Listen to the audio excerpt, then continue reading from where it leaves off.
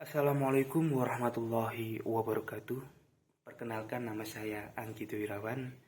Saya mahasiswa semester 8 dari program studi Pendidikan Agama Islam. Nomor induk saya 126 2012 12094. Dalam video kali ini saya akan menjelaskan materi tentang yang pertama ada statistik, yang kedua ada penelitian kuantitatif, dan yang ketiga ada penelitian kualitatif, dan juga nanti akan menjelaskan judul skripsi saya, mengapa saya mengambil judul itu, apa alasan saya seperti itu ya. Langsung saja kita kepada materi yang pertama, yakni adalah statistik. Mungkin teman-teman tidak asing ya mendengar kata statistik, terutama yang sedang menjalani proses penelitian dan juga sudah memasuki mata kuliah metodologi penelitian ya.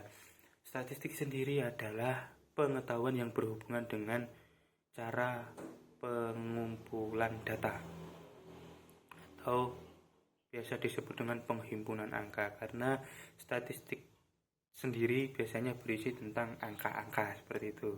Kemudian ciri-ciri dari statistik yang pertama yaitu adalah bekerja dengan angka. Kemudian bersifat objektif. Bersifat objektif itu lebih ke teliti ya, artinya lebih gamblang, lebih jelas biasanya seperti itu. Kemudian yang ketiga dari ciri-ciri statistik adalah alat bekerja apa adanya. Nah, penghitungan itu sesuai dengan apa yang diteliti. Kemudian biasanya ciri-ciri dari statistik adalah bersifat universal pada semua penelitian biasanya, namun lebih cenderung kepada penelitian kuantitatif. Nah, itu. Kemudian fungsi dari statistik sendiri. Yang pertama sebagai alat menghitung populasi dan sampel. Apa sih itu populasi? Apa itu sampel? Nah, populasi sendiri adalah seluruh subjek yang diteliti atau seluruh subjek penelitian.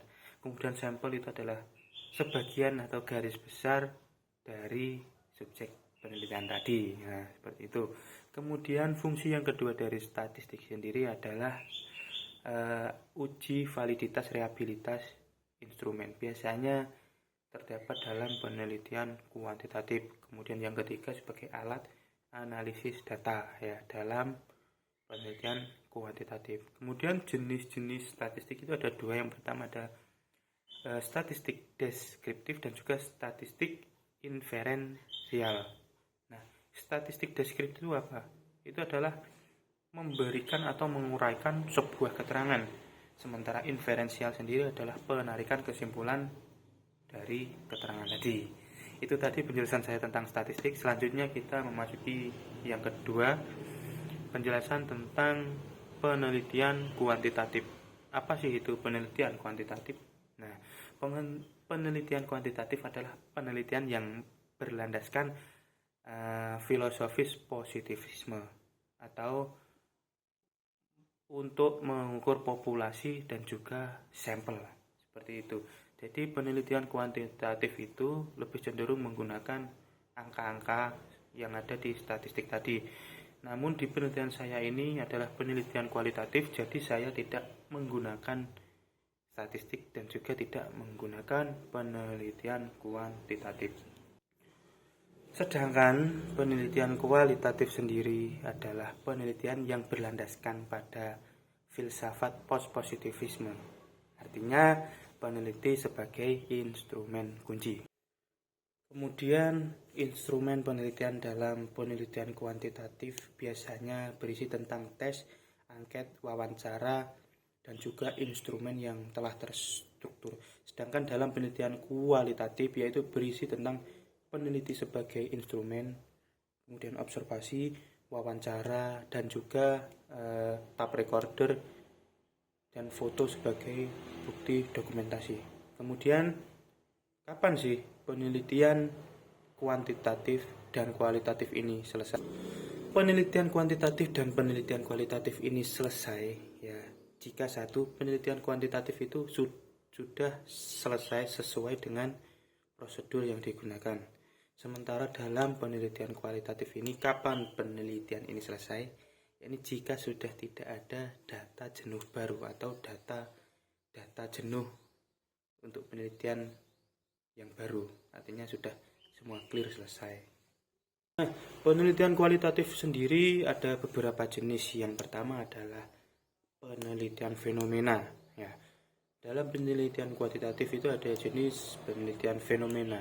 Apa artinya? Fenomena itu adalah meneliti tentang fenomena yang sedang terjadi. Kemudian ada penelitian jenis etnografi, artinya penelitian kepada budaya atau yang tahu hal-hal kebiasaan yang berlaku pada subjek yang diteliti.